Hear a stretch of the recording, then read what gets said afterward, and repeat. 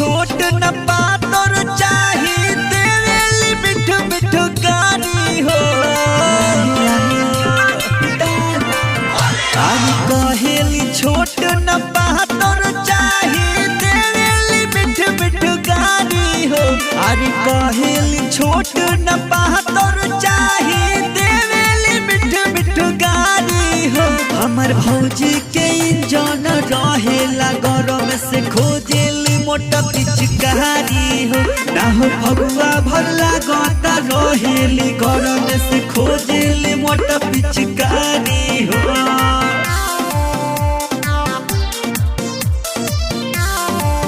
Music by Santosh Singh. अरे मिलन का मौका ही होलिया में आवा डाले गरम भौजी चुलिया।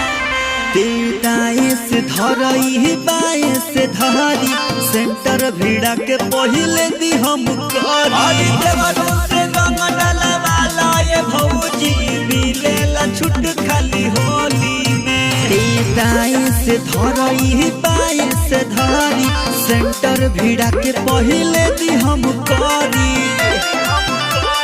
मुस मोटा के बलोढ़ा भइल मन करे हम हुदी झारी हो। हमर भौजी के इंजन रहेला गरम से खोजेली मोटा पिचकारी हो। ना हो फगुआ भरला गता रहेली गरम से खोजेली मोटा पिचकारी हो।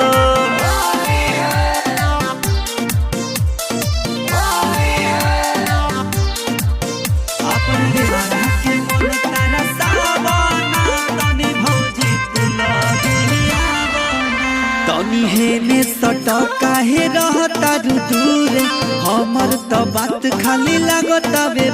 अरे लाहे लाहे डाल लाहे लाहे यार के भाई डाल लाहे लाहे। तनी हेने सट काहे रहता दूर हमर तो बात खाली लागता बे पूरे। रंग लाल गुलाल लेके आइल बानी आवला गाती पर पानी हो। हमर भौजी के इंजन रहेला गरम से खोजेली मोटा पिचकारी हो। ना हो फगुआ भरला गता रहेली गरम से खोजेली मोटा पिचकारी हो।